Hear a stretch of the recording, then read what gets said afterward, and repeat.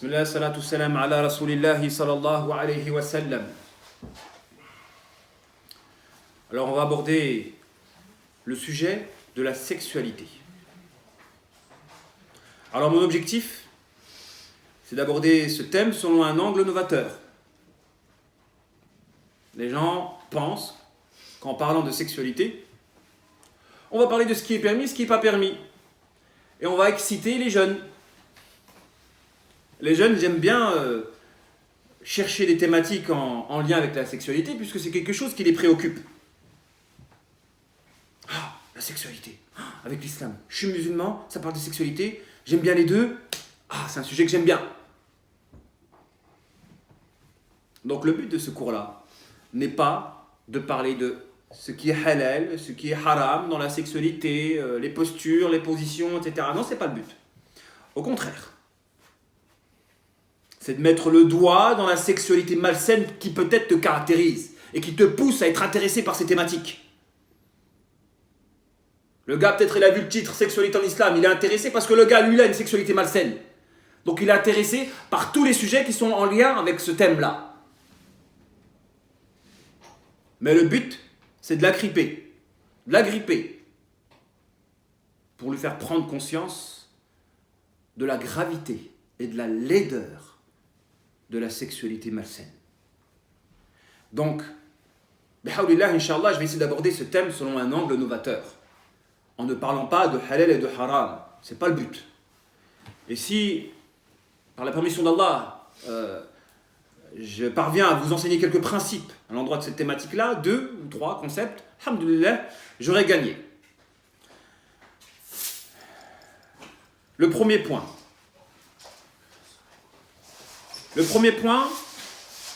que j'ai envie de mettre en évidence, c'est l'importance du mariage. Pareil, juste ce point-là, il peut faire office de conférence. On peut faire une conférence uniquement sur le point de l'importance du mariage. Et je pense que beaucoup de gens parlent de ça, du mariage. Mais mon objectif, c'est pas de répéter ce que les autres disent déjà. C'est toujours d'aborder le sujet à travers un angle novateur. Ne saura l'importance du mariage que celui qui aura goûté aux délices du mariage. Ne saura l'importance du mariage que celui qui aura goûté aux délices du mariage. Et malheureusement, pour beaucoup d'entre nous, peu sont ceux qui ont goûté aux délices du véritable mariage. Et beaucoup, malheureusement, souffrent par leur mariage. Et je pourrais citer d'innombrables exemples de ces personnes-là qui, à travers leur lien d'amour, se torturent, se consument, s'embrouillent, se font la guerre. Et c'est pourquoi le mariage, il est important. Mais il est important quand il te complète. Il te complète, il te rend complet.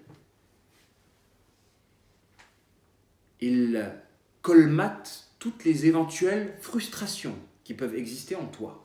Il te rend complet. Être complet à travers le mariage, c'est n'avoir besoin de rien d'autre en dehors du mariage. Donc, qu'est-ce que l'individu doit essentiellement rechercher à travers le mariage ? C'est d'être complété. Donc, si votre conjoint ne vous complète pas, vous n'êtes pas dans le mariage. Si votre conjoint ne vous complète pas, vous n'êtes pas dans le mariage. Et vous avez énormément de mariages qui frustrent. Et la frustration, elle peut être physique, comme elle peut être mentale, à l'endroit des principes et des valeurs. Vous avez des gens qui ont posé comme condition à l'alliance ceci, et ces conditions ne sont pas respectées, et la personne est frustrée d'être avec quelqu'un qui n'a pas honoré ses engagements. Une frustration mentale qui fait que la personne ne sera pas complétée par le mariage. Et il n'y a rien de pire. Il n'y a rien de pire qu'un mariage qui frustre. Parce que les gens aspirent à se marier justement pour se compléter et pour guérir de cette frustration qui les pousse à des addictions malsaines. Il n'y a rien de pire qu'un mariage qui ne procure pas ce que tu avais recherché à travers ce dernier. Là, Shaitan s'en frotte les mains. Shaitan se frotte les mains quand il est parvenu à faire en sorte que des jeunes se sont mariés et qu'ils n'ont pas obtenu à travers le mariage ce qu'ils ont recherché à travers ce dernier.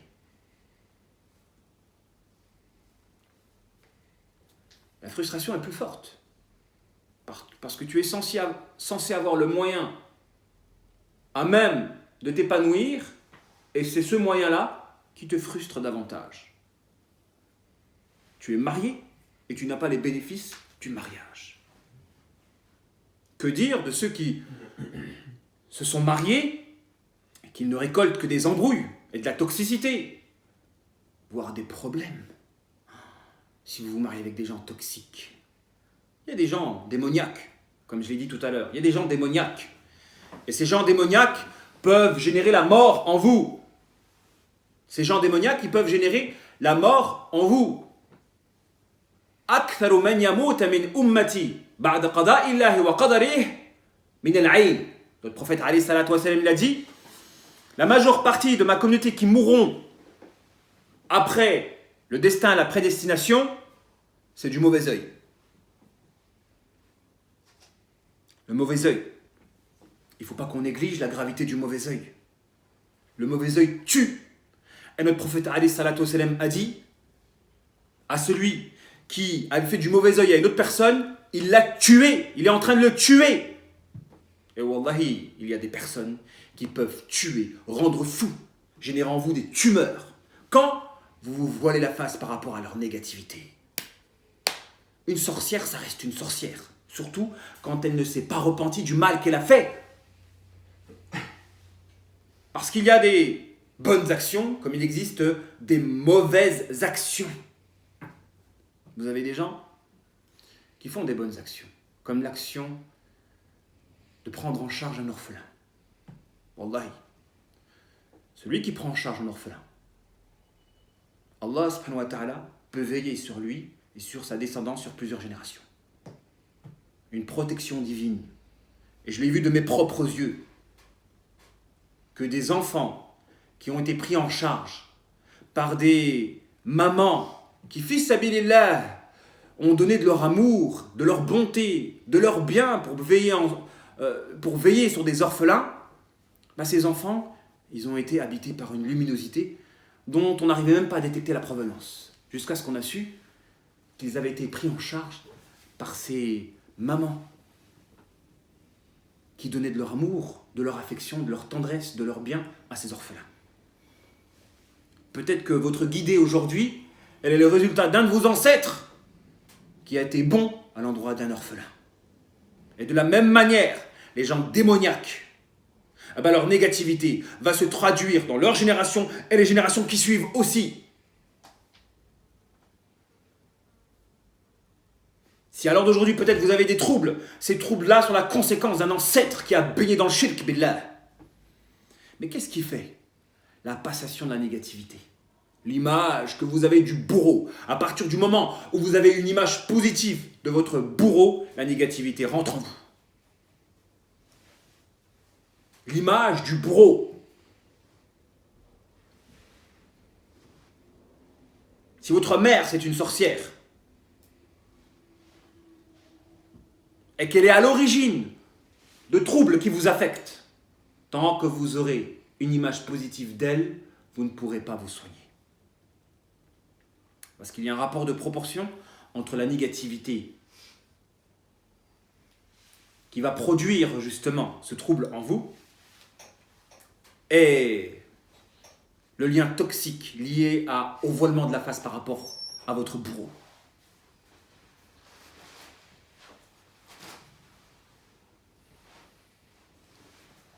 Veiller sur des orphelins, c'est générer de la lumière sur plusieurs générations. Comme faire du shirk ou être injuste à l'endroit d'un enfant. le droit de l'enfant. On a parlé de séparer un homme de son épouse. C'est un acte grave qui fait que vous pouvez avoir une place privilégiée aux yeux d'Iblis. Mais c'est pire que de séparer un enfant de sa mère ou un enfant de son père quand ses parents sont des parents modèles. Plein d'amour. C'est pire, c'est pire. Quelle injustice! Quelle injustice! Et vous avez des gens qui ont fait du mal. Et tant qu'ils ne se sont pas rachetés de ce mal-là, la négativité continuera de les caractériser. Ils ne pourront pas se défaire de la caractéristique négative. Ils ne pourront pas, parce qu'ils ne sont pas rachetés du mal qu'ils ont fait. Parce qu'ils ont généré des souffrances par leurs propos et par leur négativité. Et côtoyer ces gens-là et se voiler la face par rapport à leur négativité, c'est prendre le risque de subir cette négativité-là. Et vous avez des gens qui meurent, oui. Vous avez des hommes qui sont mariés avec des femmes, j'appelle ça des sorcières, qui ont une négativité tellement puissante qu'en intériorisant une colère, une rage à l'endroit de quelqu'un, elles peuvent tuer. Wallah, elles peuvent tuer. Et des hommes sont morts. Parce que quand elles intériorisent, elles dégagent une haine, une négativité puissante à la hauteur de leur profil. Plus une personne est négative, plus elle dégage des ondes ténébreuses. Et c'est pourquoi on les reconnaît à leurs actes, ces gens-là. Ils ont fait des actes graves, très graves. Détruire des familles, faire des péchés capitaux. Et après, ils viennent... Et il y en a plein, ils vont se reconnaître dans mon discours. Et ils vont me détester. Et tant mieux. Et tant mieux. Ces gens-là qui ne peuvent pas se passer de m'écouter, de me suivre et qui me détestent. Ils sont collés à moi et ils me détestent. Et ils souffrent de tout ce que je dis. Et tant mieux. Parce que je sais qu'il y en a beaucoup qui vont se sentir visés. De ces diables qui baignent dans les péchés capitaux et dans le mal et qui souffrent, qu'on les démasque. Et qui sont à l'origine de séparation et voire même de décès autour d'eux et de maladies graves. Et vous voilez la face par rapport à eux, alors que nous, on vous prévient, mais vous êtes bêtes. Vous êtes les artisans de votre propre destruction en vous voilant la face. Vous êtes les artisans de votre propre destruction en vous voilant la face par rapport à ces gens-là. Plus d'indulgence à l'endroit des sorcières et des sorciers, à ceux qui ont la médisance facile, à ceux qui séparent des liens sacrés. Plus de tolérance. Choisissez votre camp, soit le camp des gens de la lumière, soit le camp de ceux qui vont suivre l'antéchrist. Parce qu'on arrive à une période, on est même dans cette période où l'hypocrisie triomphe et annonce la venue du maître des hypocrites, le charlatan par excellence, Ad-Dajjal. Les valeurs s'inversent. On vit une époque où les valeurs s'inversent. Le vrai apparaît faux, le faux apparaît vrai. Les gens bons seront rabaissés, les gens mauvais seront élevés. Mais ceci n'échappe pas à la lucidité du croyant, qui sait faire la part des choses. Et tant mieux, alhamdoulilah, parce que les croyants authentiques resteront unis. Et c'est une épreuve. Wallahi, la société d'aujourd'hui, elle est en train d'élever les gens pourris et mauvais. Elle les protège. Regardez les gens mauvais qui parlent mal, ou les égarés, ou les innovateurs parmi les coranistes, qui sont mécréants, les chiites, etc. Regardez comment ces gens-là abondent, parce que la société permet justement l'effervescence et le développement de ces égarés. Et du coup, notre époque est une fitna. Notre époque est une fitna pour pouvoir séparer les authentiques qui vont rester accrochés au kitab et à la sunna de ces gens-là qui ne sont musulmans que parce que la société est musulmane. Dès que la société n'est plus, boum, on voit le véritable visage. Leur visage démoniaque. Leur visage démoniaque. Ça les arrange que quelqu'un vienne avec une doctrine qui confirme leur pulsion, comme le coranisme. Ça les arrange parce qu'ils aiment bien la sodomie, ces gens-là. Et comme la sodomie est interdite dans la sunna, allez hop, je choisis cette voie-là. Ça les arrange d'être... d'avoir la permission du mariage temporaire chez les chiites. Alors hop, ils vont se rapprocher du chiisme. Donc ils choisissent une voie par rapport à leur penchant. Ils adorent leur passion ils n'adorent pas Allah subhanahu wa ta'ala, ils seront maudits et ils périront. Ces adorateurs de la passion.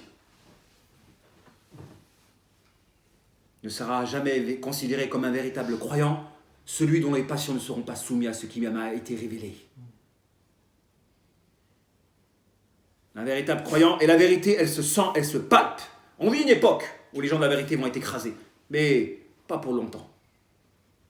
Pas pour longtemps. C'est un devoir pour Allah de soutenir son serviteur croyant. Mais notre époque est une fitna.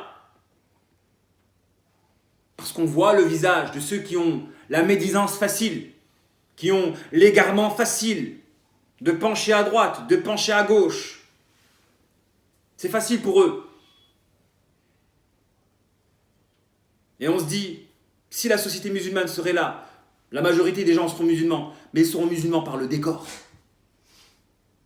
Est-ce qu'ils seront musulmans par la conviction ? Quand tu es musulman par la conviction, même si tu es seul, tu restes accroché à tes valeurs. Mais quand tu es musulman par le décor, quand le décor qui fait ta foi n'est plus, ta foi disparaît. Et on vit une époque où il y a plein de charlatans qui appellent aux portes de l'enfer. Il y en a plein. Et qui viennent avec un discours que votre ego aime entendre. Bah si ça vous fait plaisir de vous éloigner de l'islam, éloignez-vous de l'islam, l'islam n'a pas besoin de vous. Juste l'époque des attentats, Charlie Hebdo, combien de musulmans ils ont fait ? Ils sont partis à gauche parce qu'ils étaient complexés, allez hop. En s'attaquant aux autres musulmans, aux musulmans qui extériorisent leur islamité. C'est à cause de vous qu'on a des problèmes complexes d'infériorité. La fierté est un témoin de l'authenticité de ta foi. Quand tu es fier de ce que tu es, et que tu n'es pas complexé, et que tu n'imites pas les occidentaux, ceci témoigne que tu es sincère, et que tu chemines dans la voie authentique. La fierté est un témoin que tu chemines dans le chemin authentique. Parce que tu es fier de tes valeurs. Tu n'as pas honte, tu t'assumes. Celui qui ne s'assume pas, c'est qu'il a honte de ce qu'il est. Et s'il a honte de ce qu'il est, c'est que le regard des gens est supérieur à ses principes, à sa foi, à ses convictions. Qui est-ce qu'il adore ? Et Allah va l'interpeller. Tu avais plus peur du regard des gens que moi.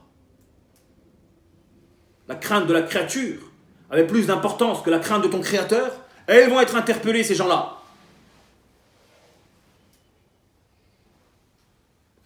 Revenons au sujet. Le but, c'est de parler de mariage. Les gens n'arrivent pas à faire la part des choses entre le mariage qui apporte et qui complète et le mariage qui détruit et qui consume. Et pour savoir l'importance du mariage, il est nécessaire d'avoir goûté aux délices du mariage. Ibn Mas'ud, il disait, radiyallahu anhu, il disait, s'il me restait quelques jours à vivre et que je serais célibataire, je me remarierais. Même si je savais qu'il me resterait quelques jours à vivre et que je sois célibataire, eh ben je me remarierais pour ne pas rester célibataire. Parce qu'il savait que dans le célibat, il y a une privation de la protection, de la isma, qui peut expliquer une accentuation de la libido. Un véritable mariage vous complète. Elle vous complète. Se compléter implique d'être épanoui, donc de ne pas avoir envie de rechercher ailleurs. Si vous avez des hommes qui sont mariés et qui cherchent absolument ailleurs, même en étant mariés, c'est qu'il y a un problème. Quand bien même, ils scanderont le principe de la polygamie. Parce qu'on peut utiliser un halal pour faire valoir des pulsions malsaines. On utilise le halal ou nos connaissances dans l'islam pour mettre en exergue des pulsions malsaines. Quand la vérité sert le faux, qui est-ce qui s'en frotte les mains ? Le diable. Quand la vérité sert le faux, qui est-ce qui s'en frotte les mains ? Le diable. On doit écraser le faux. Et le faux doit servir de carburant pour la vérité. Mais jamais le contraire. Jamais le contraire. Jamais la vérité doit servir de carburant pour le faux. On n'utilise pas la religion pour faire valoir des passions. C'est ça qu'être hypocrite.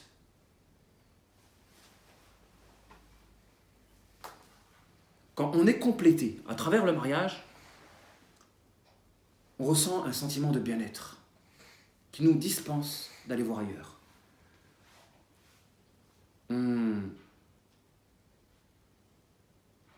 On est prémuni de la libido malsaine.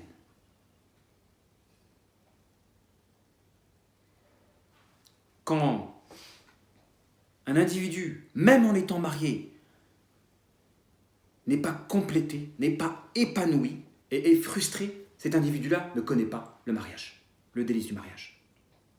Et c'est un piège. Le but de ce premier point, c'est de vous enseigner que l'importance du mariage ne se limite pas au mariage lui-même. C'est que le mariage n'a de valeur que par rapport à ce qu'il apporte. Et ce qu'il est censé t'apporter, c'est de te compléter. Et tu ne pourras savoir le bienfait d'être complété par le mariage, par la comparaison. Admettons que tu as connu le mariage, le vrai mariage. Parce que wallah, il y en a 70% des gens qui sont mariés, ils ne connaissent pas le vrai mariage. Ils galèrent avec le mariage, ils s'embrouillent. Il y a de l'espionnage. C'est quoi ces femmes qui espionnent leur mari? Comment tu peux être épanoui avec une femme qui t'espionne? C'est du nifaq. Comment tu peux être épanoui avec une femme qui t'espionne? Il n'y a même pas de confiance entre vous. Comment tu veux être épanoui avec une femme qui t'espionne? Donc tu ne pourras pas connaître les délices du mariage. Ça, c'est qu'un exemple, parmi tant d'autres. Mais un bon 80% des gens ne sont pas épanouis par le mariage parce qu'ils ne sont pas complétés, autant physiquement que mentalement. Être bien avec ton épouse, te sentir bien avec elle, implique que même sans elle, tu te sens bien et tu te sens fort. Et l'énergie que ça procure, subhanallah. Parce que ne pourra connaître la valeur du mariage que celui qui sait faire la comparaison entre un état de mariage de délice et un état de célibat. C'est par les contraires que les choses se distinguent. C'est par les contraires que les choses se distinguent. Vous ne pourrez voir la valeur du mariage qu'à la condition que vous avez connu deux états, le mariage de délice et la rupture. Parce que la rupture implique privation de la prémunition. Le mariage de délice, c'est que tu te sens complété et tu as une prémunition angélique. Donc la concupiscence, le regard à droite, à gauche, il n'y a plus. Il n'y a plus. Et vous pensez que c'est normal qu'un homme qui est marié se masturbe alors qu'il est marié? C'est ça le but du cours. C'est de mettre le doigt sur cette sexualité malsaine qui pousse les couples à se marier et à chercher à assouvir leurs besoins en dehors de la légalité. Ils sont mariés et ils se masturbent. Wal'iyadhu billah, subhanallah. Et il y en a énormément, et beaucoup vont se reconnaître. Et ils sont piégés par le discours. Au début, ils ont vu le sujet sexualité en islam. Ouais, il va nous parler des positions. Là, on met le doigt sur leur nifaq et leur hypocrisie. Dans le sens où c'est leur sexualité malsaine qui détruit leur vie de couple. Je le répète, si vous savez distinguer un mariage de délice d'un célibat, il faut savoir que quand une personne connaît le célibat, après avoir connu un mariage de délice, elle sent la privation de la isma. C'est-à-dire que la protection divine liée à l'action d'être complétée par un mariage sain, un mariage qui épanouit, c'est ça un mariage sain pour moi. C'est un mariage qui épanouit. Tant que vous n'avez pas connu à ce bonheur-là du mariage épanoui, vous ne connaissez pas le véritable mariage. Du coup, je comprends pourquoi certaines personnes disent que ça ne sert à rien de se marier. Après, c'est juste la pulsion, la concupiscence qui les pousse à se marier. Est-ce que c'est ça qui doit vous pousser à vous marier? Non. C'est pas que la concupiscence. C'est le fait d'être complété, de te sentir aimé, d'être bien avec la personne. Et même à distance, même s'il n'y a pas beaucoup de rapports sexuels, à distance, tu te sens bien parce que tu es complété. Tu n'as pas ces pulsions qui te poussent à aller voir ailleurs. Parce que si tu es vulnérable, c'est ça le terme que je cherchais. La vulnérabilité, quand vous n'êtes plus dans ce mariage de délices, de protection, vous devenez vulnérable. Il y a plus de démons qui vous attaquent.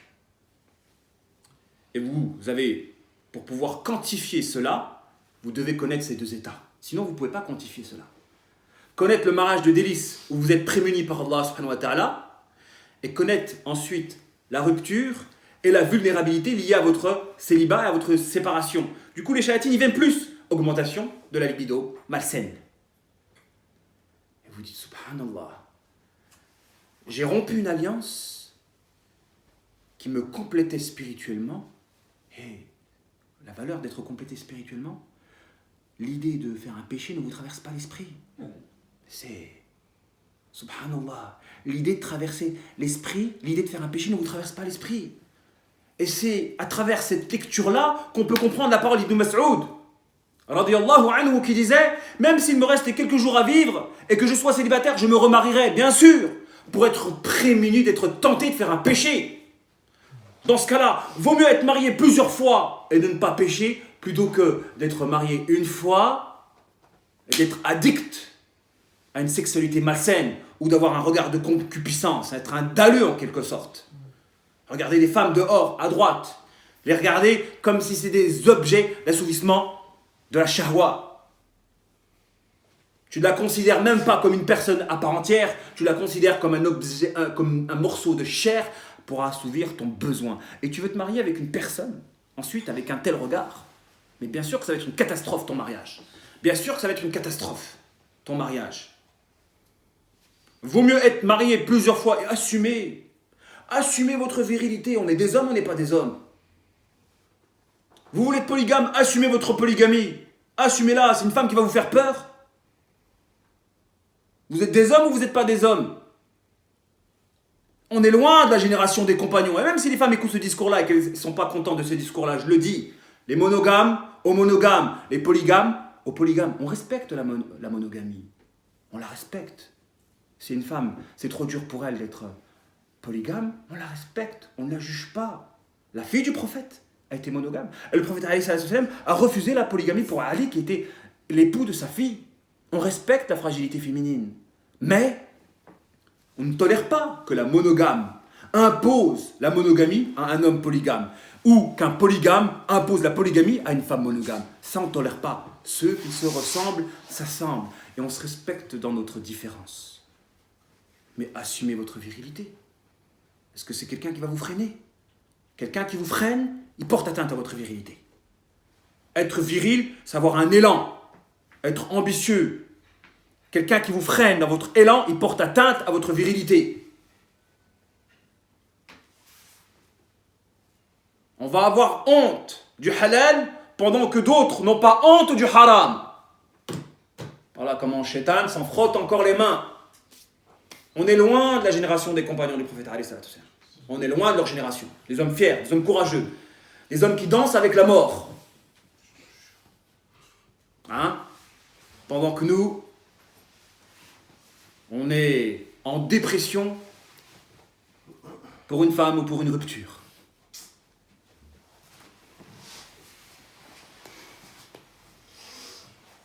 Bien sûr, ce qui compte, c'est de rencontrer notre Seigneur et qu'il soit satisfait de nous.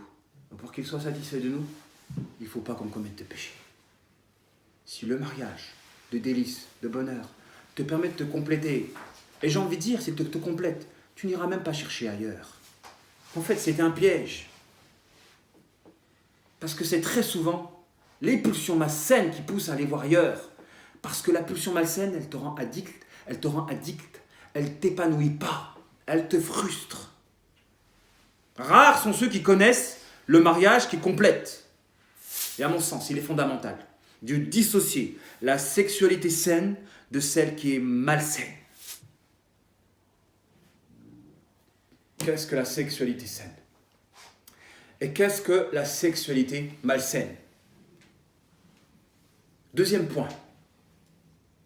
Une sexualité saine est une sexualité qui libère de l'attraction perverse. Elle te libère d'une attraction perverse. Donc c'est la sexualité opérée au sein d'un mariage de délices et de bonheur, avec une personne qui vous épanouit, qui vous complète. Vous mariez avec une personne qui vous épanouit et qui vous complète, c'est la solution qui peut vous mener à une sexualité saine, celle qui va vous libérer de toutes les attractions perverses. La sexualité malsaine, c'est une sexualité qui, au contraire, vous rend addict à un regard de concupiscence ou à des actes malsains et illicites. Ça, c'est la sexualité malsaine. Il y a une sexualité, quand tu l'accomplis, c'est une adoration. Tu es récompensé. Tu es récompensé aux yeux d'Allah subhanahu wa ta'ala. Tu gagnes des hasanat à travers ta sexualité. Et tu te libères de cette libido-là qui peut te rendre addict à des regards de concupiscence, de perversion et des actes illicites.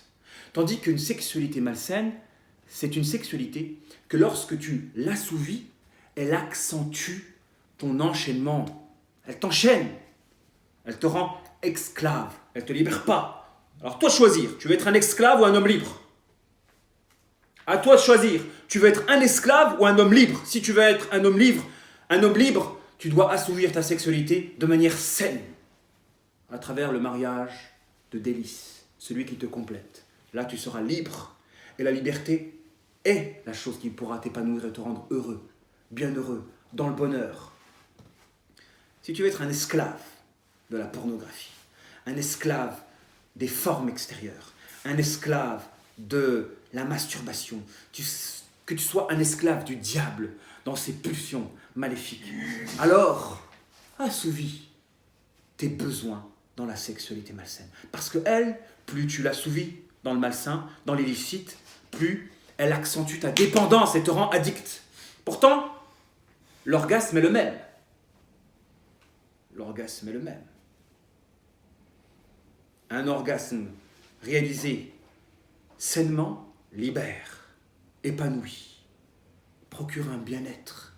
Et si les gens n'ont pas connu à ce bien-être-là, comment voulez-vous qu'ils soient motivés à s'écarter des péchés? Parce qu'il est de loin supérieur au plaisir de l'illicite qui rend addict et qui vous enchaîne et qui vous rend esclave. Vous pensez qu'ils sont heureux, ces gens-là, qui ont peut-être une forte libido, mais dont la libido les dirige comme une carotte devant un âne? Ils perdent le contrôle de eux-mêmes, ils deviennent des bêtes. Ils deviennent des bêtes. Et une bête considère l'autre comme une autre bête. Et ils vont observer l'autre à travers ce qu'il peut lui apporter en termes de jouissance physique. Les bêtes avec les bêtes. Les animaux avec les animaux. Comme si le mariage était une question uniquement de sexualité. La sexualité peut être une adoration quand elle est accomplie de manière saine. Elle va vous libérer. Elle va être angélique. La sexualité malsaine, même dans le halal, elle vous frustre. La sexualité malsaine, même dans le halal, elle vous frustre. Et c'est pourquoi il y a plein de couples qui souffrent d'une sexualité malsaine. Et là, on va définir qu'est-ce qu'une sexualité malsaine. C'est pas uniquement à l'endroit de l'orgasme. C'est pas uniquement à l'endroit de l'orgasme. Une sexualité, on la définit essentiellement à travers le cadre qui accompagne l'orgasme. Le cadre, le décor, le concept, l'idée qui accompagne l'orgasme. C'est à travers ce cadre-là que l'on définit une sexualité. Et une sexualité malsaine, quand Shaitan prend sa part dans cette dernière, quand Shaitan prend sa part dans la sexualité, en imposant l'une de ses vues, dans le cadre, le décor, et quand c'est ça que tu convoites avant même l'orgasme, alors là, tu es dans la sexualité malsaine. Quand c'est le décor, quand c'est le concept, quand c'est le fantasme, quand c'est l'idée qui stimule la recherche de ton orgasme, alors là, tu es dans la sexualité malsaine. Et combien de ces couples mariés dans le halal copulent avec leur conjoint en pensant à un ex? Ça, c'est de la sexualité malsaine. Combien de ces hommes copulent avec leurs femmes en essayant de calquer des films pornographiques? Ça, c'est de la sexualité malsaine. Et là, tu vas me dire, en me citant une fatwa, tu vas venir en me citant une fatwa qu'il est permis, la fellation elle est permis. Là, j'utilise le vrai au service du faux. Même si les savants l'ont autorisé. Même si les savants l'ont autorisé. Tu penses que les savants l'ont autorisé, comment toi tu conçois la fellation? En copiant tous ces films pornographiques et cette tradition occidentale, Man tashabbaha biqawmin fahuwa minhum. Pour moi, c'est haram. C'est interdit. Celui qui ressemble à un des peuples et un des leurs. Comme si la bouche, cet organe noble, la langue, censé exprimer la vérité, va s'associer et s'accoupler avec l'organe bas de la bassesse, duquel sort des impuretés. C'est une dégradation pour la femme. Et une femme qui aime cela, elle est bizarre. Comme un homme qui aime cela, elle est bizarre. Et fierté et honneur pour la femme qui divorce de son époux, quand son époux lui impose des fellations. Et qu'elle ne veut pas. Et j'en ai connu. Elle mérite le respect. Pareil de l'autre côté, vous avez des femmes qui ont des passés dans l'illicite. Et qui lorsqu'elles se marient, elles n'ont pas fait la coupure avec ce passé. Et qu'elles vont copier encore des actes qu'elles avaient connus de par leur passé en imposant ça à leur futur époux. Ça existe aussi ça. Il reste encore des séquelles du passé. Là, on n'est pas dans la sexualité saine. Parce qu'on copie et qu'on est nostalgique à l'endroit des événements de notre vie illicites. À partir du moment où tu es nostalgique d'une période illicite de ton existence et que tu aspires à faire revivre ces événements-là, tu es dans la tromperie, tu es dans l'illicite, tu es dans la toxicité. Vous avez des homosexuels, leur challenge, c'est comment faire en sorte qu'un hétéro il devienne homo. C'est leur kiff. Ils en rêvent. Faire succomber, pervertir. Et ça, c'est la caractéristique des diables. Le but des diables, c'est comment pervertir. Ils sont récompensés par Iblis, plus ils pervertissent. Du coup, l'homosexuel qui est parvenu à faire en sorte qu'un hétéro copule avec lui et qu'il se croit par la suite homo, ben pour lui, c'est plus jouissif que de faire un rapport sexuel avec un homme. C'est plus jouissif. Pourquoi ? Parce qu'il y a l'objectif derrière. Mon objectif, c'est de corrompre et pervertir un homme. Et du coup, mon orgasme, je l'obtiens plus par l'action de pervertir. Là, on est dans la sexualité malsaine. La sexualité, c'est pas qu'une histoire d'orgasme. C'est une histoire de concept, d'idées, de décor. Les sadomaso, qu'est-ce qui leur intéresse dans la sexualité ? C'est le décor, la violence, les rituels, les actes de soumission, le shirk, les prosternations qu'ils réalisent durant ces rapports. Ça les intéresse plus que le rapport lui-même. Et peut-être qu'ils ne copulent même pas, qu'il n'y a même pas de pénétration. Ils sont dans un orgasme total quand ils parviennent à réaliser de telles scènes. Là, on arrive à définir qu'est-ce qu'une sexualité. Une sexualité se définit essentiellement par le cadre et le décor et les idées et le concept qui l'anime. Quand toi, tu aspires à travers ta sexualité à reproduire des scènes illicites, tu es dans la sexualité malsaine. Et tous ceux qui sont abonnés à la pornographie, vous êtes dedans. Vous êtes concernés par le sujet. Parce qu'il va y avoir un traumatisme émotionnel lié à l'orgasme réalisé lors de la vision de ces images pornographiques et vous allez aspirer à reproduire. Et après, ils se plaignent pourquoi ces gens-là, ils sont malheureux ou ils divorcent. C'est pourquoi il est essentiel pour toute personne qui est malade d'une maladie liée à des pulsions malsaines, à une sexualité malsaine, de guérir avant de s'engager dans le mariage. Parce que si tu t'es pas libéré de ton qarine que tu as nourri avec tes années de masturbation et tes années de pornographie, ne te marie pas. Ne te marie pas. C'est paradoxal. Au lieu d'inviter au mariage, quand le mariage est la solution, on dit aux gens de ne pas se marier. Parce que s'ils se marient, ils vont assouvir une sexualité malsaine à travers le mariage qui était censé procurer, justement, la sexualité saine.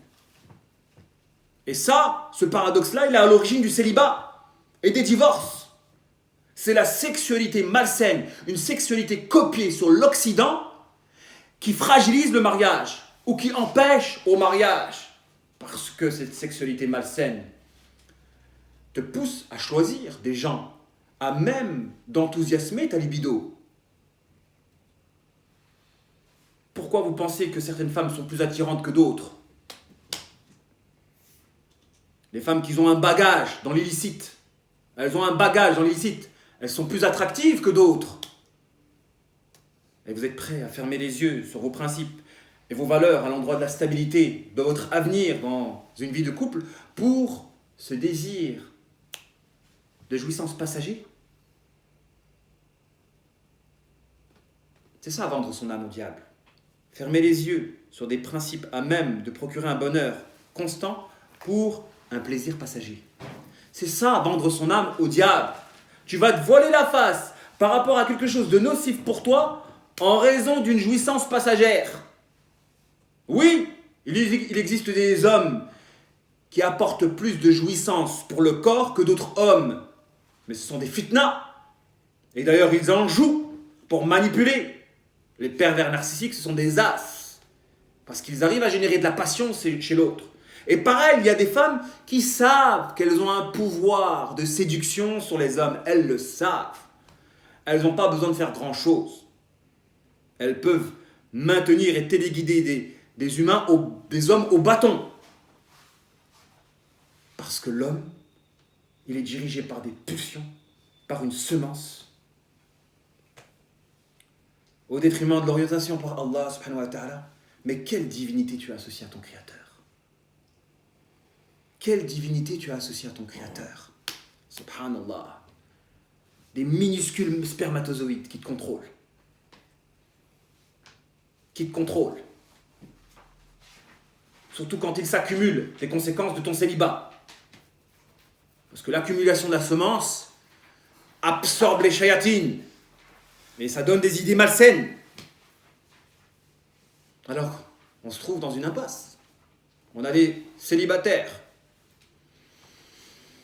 qui, des conséquences de leur célibat, voient s'accentuer en eux des pulsions. Ils aspirent à se marier. Mais si malheureusement,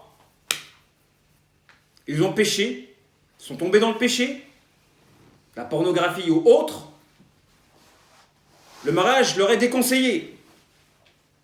Parce que, à travers le mariage, il est fort probable peut-être qu'ils vont accentuer la fracture en aspirant à se masturber alors qu'ils sont mariés. Ou à reproduire des choses. Ou à être déçus tout simplement de ne pas retrouver chez leur épouse ce qu'ils convoitaient par standardisation vis-à-vis de ce qu'ils avaient connu de par leur passé ou dans leur petit écran. Un fléau, la sexualité malsaine. La pornographie, un fléau. Elle détruit la famille. Elle détruit des couples. Elle renforce des shayatines. Et les jeunes, par la suite, ils ne savent même pas ce que c'est qu'un mariage. Parce que si on connaîtrait vraiment le mariage bienheureux, le mariage de délices, la valeur du mariage de délices et la prémunition qui en découlerait, on ne resterait même pas célibataire une semaine. Parce que les shayatines s'agglutinent vers celui qui est célibataire. Si surtout celui qui est célibataire n'est pas pieux. S'il est pieux, alhamdoulilah. S'il est pieux, alhamdoulilah. C'est un devoir pour Allah subhanahu wa ta'ala. Thalathatun, haqqun ala Allahi awnuhum. 3 personnes. C'est un droit pour Allah subhanahu wa ta'ala de les aider. An-nakihu alladhi yuridu al-afaf. Celui qui se marie et qui cherche à travers son mariage la chasteté. La chasteté. Le pieux qui aspire à travers son mariage à être chaste, à ne pas faire de péché, à ne pas être détourné de la volonté d'Allah subhanahu wa ta'ala. Allah va l'aider. Il va lui faire goûter au mariage bienheureux. Tout dépend de ta niya. Qu'est-ce que tu cherches à travers le mariage? Tu cherches la sexualité? Tu cherches du sexe? Hein? Pour terminer, j'ai envie de faire un gros plan sur la sexualité malsaine. Particulièrement en notre époque qui précède la venue de l'Antéchrist. Vous le savez qu'une sexualité avant l'heure est à même de troubler dans la personnalité. Quand les enfants goûtent à des orgasmes avant la puberté, ils peuvent être troublés à vie dans leur personnalité. Il y a donc un danger à les initier à la sexualité ou à les inviter à se masturber avant la puberté. Et c'est ce que l'éducation nationale veut transmettre à nos enfants. Il faut les protéger, nos enfants, parce que des vies ont été détruites à cause d'une sexualité avant l'heure, d'une sexualité prépubère, des troublés dans la personnalité, des psychopathes et des schizophrènes, des conséquences justement de ces orgasmes obtenus avant la puberté. Il faut protéger nos enfants de cette initiation satanique à la sexualité avant l'heure que l'État, les francs-maçons veulent imposer à la population pour pouvoir préparer la nouvelle génération, celle qui va accueillir l'Antéchrist. Une génération de troublés dans la personnalité. Et méfiez-vous de ces pseudo-musulmans, de ces alliés du diable, comme cette sorcière-là sur Beurre FM. D'ailleurs, tous ceux qui s'expriment sur Beurre FM sont des alliés du diable, même si ce sont des musulmans. Parce qu'on cautionne Beurre FM. Un coup, c'est shirk, maraboutisme, etc. Un coup, on va parler d'islam. Donc, l'islam, il a sa place entre deux actes de shirk.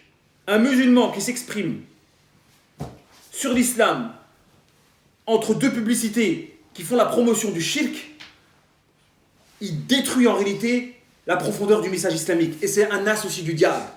Le mélange du bien et du mal profite à qui? Au mal. Parce que le mal n'a d'existence que par la démission du bien. Le mal n'est mal que lorsque le bien démissionne à l'endroit de son devoir. Le mal n'a d'existence que par la démission des gens du bien.